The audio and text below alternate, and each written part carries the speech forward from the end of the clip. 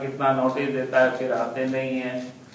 और जिस दिन ईडी वालों को बुलाया उस दिन भी आप सब लोगों ने देखा कि क्या घटनाएं घटी, वो किसी से छुपा हुआ नहीं।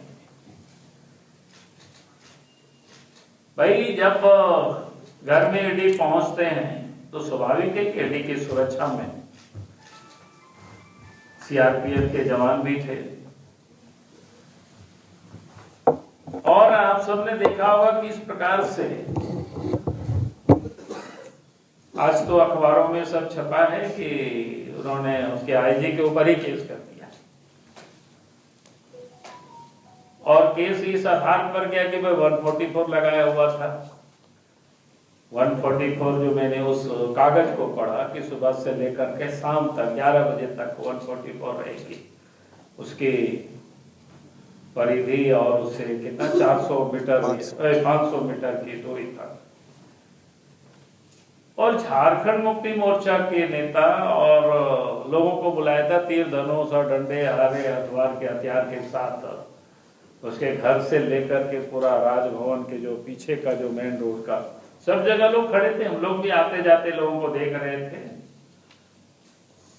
और शाम में तो फिर वो निकल करके हेमंत सोरेन ने खुद सभा को संबोधित कर रहे हैं।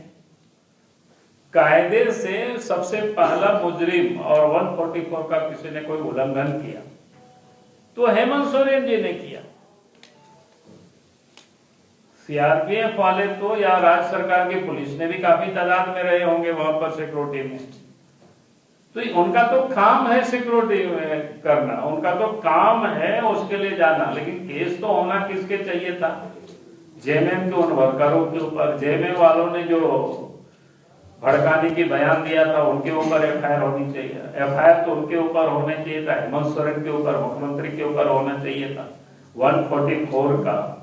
तो उन्होंने उल्लंघन किया। सरकार उनकी है, उनके सरकार में उनके पदाधिकारी ने 144 का ऐलान करता है शाम तक, और फिर मुख्यमंत्री आकर के गाड़ी के बोनट पर खड़े होकर के भाषण देते हैं। मैंने इसलिए इन सारे बातों को ये कह रहे थे कि भाई किस प्रकार से ये पूरे परिवार हेमंत सोरेन के वो भ्रष्टाचार में लिप्त है, और भ्रष्टाचार से बचने के लिए ये तरह तरह की हथकंडे को ये अपना रहे हैं। और इसलिए मैं कहूंगा कि ये भ्रष्टाचार से बच नहीं सकते हैं, चाहे वो कितनों भी कोशिश कर लें। जब तक एक एक भ्रष्टाचारियों को कि सही जगह तक हम लोग नहीं पहुंचा देते हैं, तब तक आंदोलन जारी रहेगी और संघर्ष जारी रहेगा।